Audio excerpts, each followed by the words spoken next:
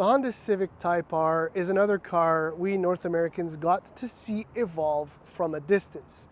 Yes, Honda was kind enough to send the Acura Integra Type R to us for a few years, 97 to 2001, but then they kind of immediately ruined it with the RSX Type S, but that's just my opinion.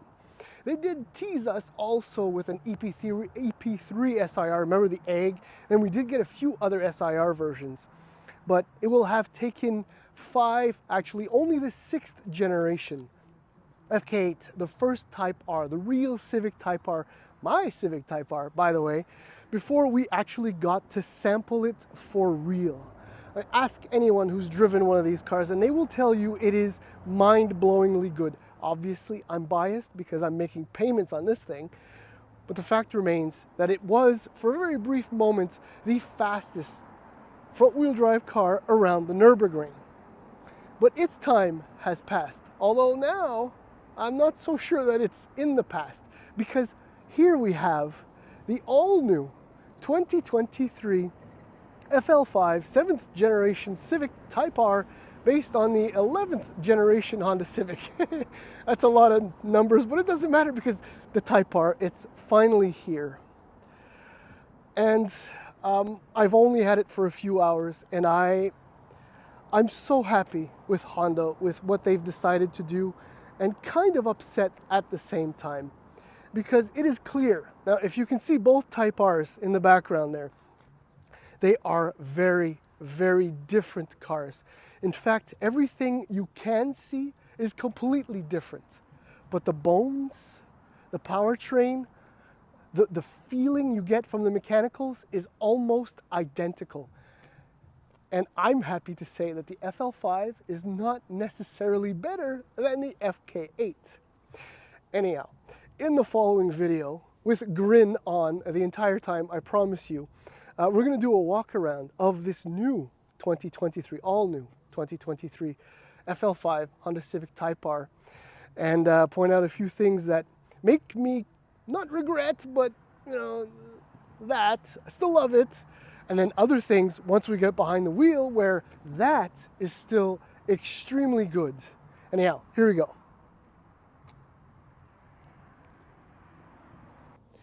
No, I won't do a whole comparison video, but I just want to point out a few fairly obvious things. I mean, this is the FK8's best angle, definitely. 3/4 front like that, or even right on. I mean, the front end on this car is uber aggressive. In fact, the whole thing is just completely over the top. As someone mentioned, it's kind of like a cactus for your eyes. It's not exactly soothing. And it doesn't get any better once you come around to the 3/4 rear side of it. It's not exactly great. And one of the worst offending parts are these tacked on rear flares. I mean, Honda at the time just didn't want to make the car look too pretty. I mean, they were kind of following the FN2 and the FK2 with the over-the-top styling.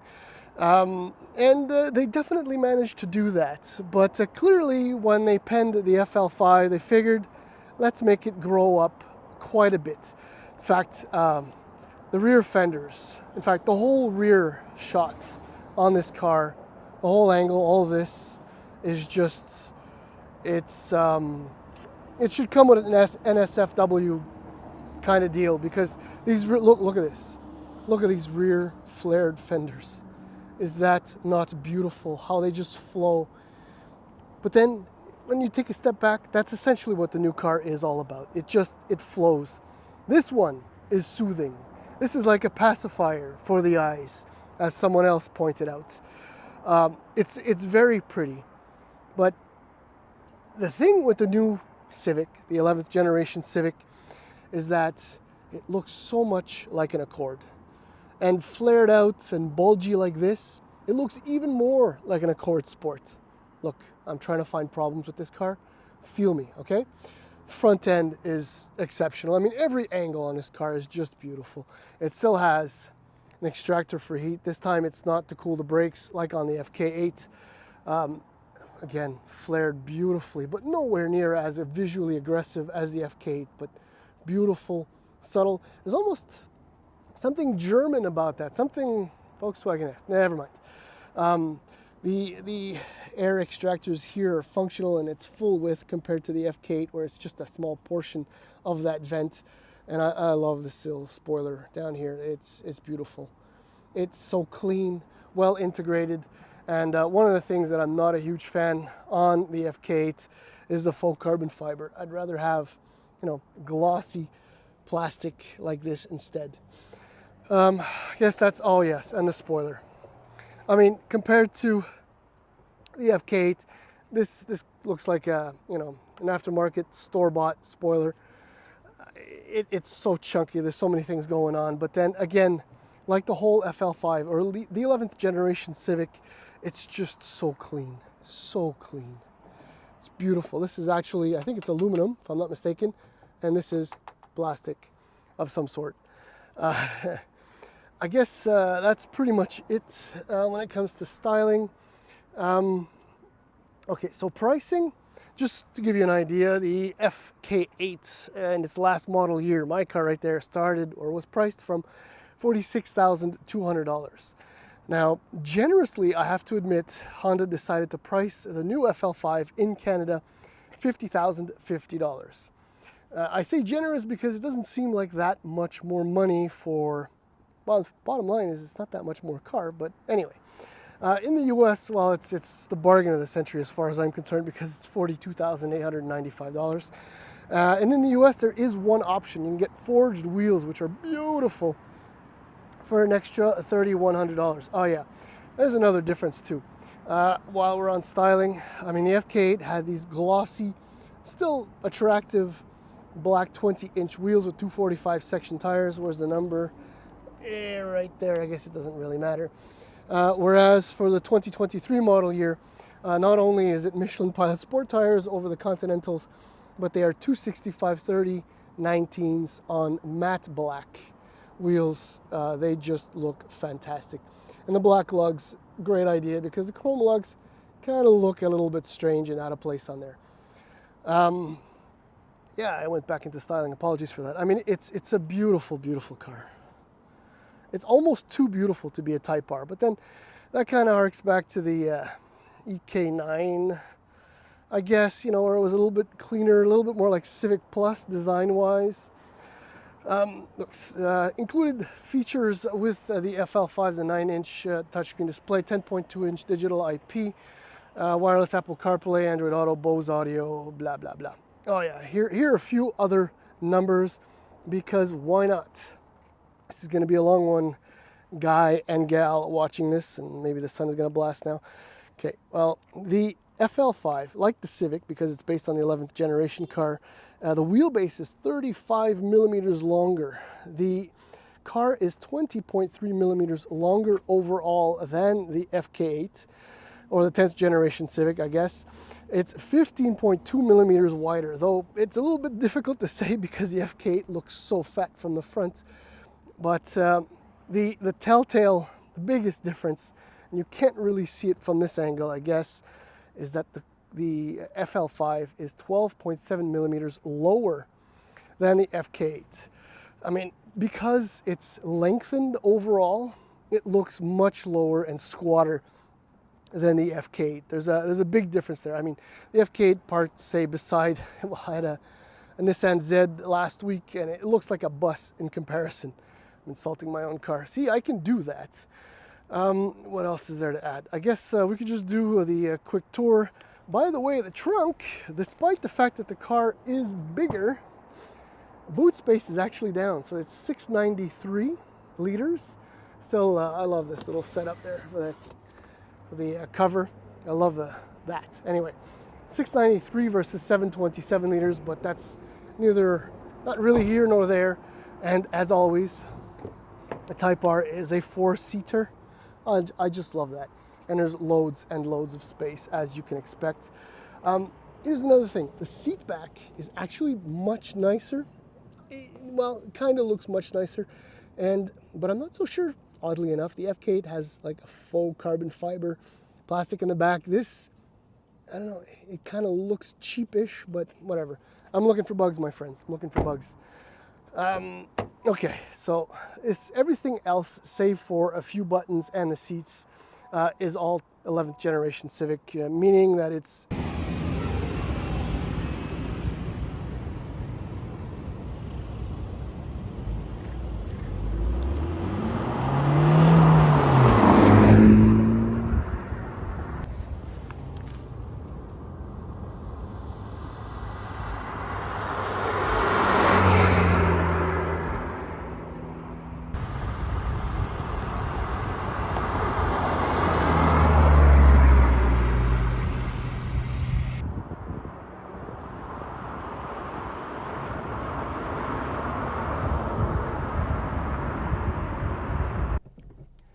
alrighty then. This is day 2 with the new 2023 Honda Civic Type R, which explains the terrible wardrobe decision that I made this morning. Who wears an orange hoodie with a red seat? Anywho, no, okay. I wanted to skip ahead, but I won't, because there's so much to say, and I just can't keep it concise enough to make it make sense. But yesterday, after the first portions of the videos were shot, I took both my FK8 and the FL5 out for drives and put as much mileage on both of them as I possibly could to get a better sense of the evolution of the Civic Type R. And I can basically summarize it as follows. The FL5 is a parallel evolution of the FK8. It's not the next step, unless you consider design to be everything. That's it. And I'm being absolutely frank and honest here. I'm not being biased towards my FK8, but here's a little bit of context. My FK8 always runs on 18 by 9.5 NK wheels and on 255 40 18 Nokian Z-Line tires. I did that because they are a little bit more comfortable, a little bit better in the wet than the standard Continentals, and have longer tread wear. Why longer tread wear? I don't know. Because I only have about 2,700 kilometers tacked on the car so far in the 15 months that I've owned it. Now I'm bringing this up because I put, for the photo shoot and the comparison test, the standard 20s with the Continentals on the car, which they themselves had fewer than 60 kilometers accrued since new, because I took them off immediately when I got home. This car, brand new, obviously, 23, only had, well, now has 1,300 and something. So, what I'm trying to say is that I compared them new to new as much as possible. And a few things cropped up, some which were expected, others unexpected. One of the nicer surprises, and this goes for almost all, if not all, Honda manual transmissions in all their vehicles, they make the best manual transmissions, for a regular mainstream automaker, and basically can play ball with Porsche. There you go, I've said it. The feel of the shifts is so natural. The satisfying mechanical friction, whatever, is spot on. The throws are short, they're sharp. It's just fantastic. And my friends, I'm describing the FK8. And Honda engineers have managed to make the manual transmission feel even better in the FL5. I'm blown away. You can't miss a shift unless you're just terrible. There's a little bit less weight required, or push or muscle required by the driver to get from one gear to another. It's so positive and satisfying and easy. It's incredible. You're just gonna shift because you want to all the time, because you can, and because heel and toe is so easy. The pedal placement is perfect. There's a rev match function, whatever. That, you're just gonna work that H pattern all the time. That was a lovely find, and that turned out to be true. One thing, now if I get back to the tires, the OEM setup. One thing I did not expect was steering responsiveness My FK8 with the 20-inch Continental tires, I get the impression that it's unassisted. It's so heavy, and the assistance is so linear. Even once I cross the on-center feel, it's incredibly good. It's one of the greatest. It is the greatest, remains the greatest front-wheel drive steering feel ever. The FL5, the assistance is different, recalibrated exactly. I don't know. The tires, the standard tires on this are 265/30 19s versus the 245/30 20s. So sidewalls are thinner on the FK8. But in this case, yeah, the steering feel is incredible. It's good. But as I start to unload and get closer to the on-center feel, I can feel the assistance backing off. And when I cross the threshold and I start giving more input, I feel the assistance building up. Did not expect that. It's not a bad thing. It's not even an issue. Let's just say that's my job. I have to find these things. Not that I know what I'm talking about, obviously, but anyhow, point is that is a weird one. The next one was also, is an obvious improvement in the FL5 over the FK8, but it's not that great. Okay, so here we go. I did most of my comparative driving in sport mode. It's a default mode in the FK8, and so I left it in sport most of the time in the FL5 while I drove them back to back. And the FK8 in sport is tolerable. There's enough dampening, there's enough travel that road irregularities are quasi-absorbed, right? In sport in the FL5, all the time, unless the road is perfectly smooth. But then that's okay, because I can set everything in sport in the individual drive mode as I showed you, and have my dampers in comfort and enjoy just driving with the sport throttle response and everything else related with comfort dampening. And the extra wheelbase, 35 millimeters, does improve ride quality. I mean, this is definitely a grown-up Civic Type R. That is, again, the principal advantage, barring design being a purchase criteria, which obviously it is. Now, the engine, the powertrain. Oh, I forgot to mention, steering related, dual axis suspension, right? So which permits a level of isolation between the dampening and the steering.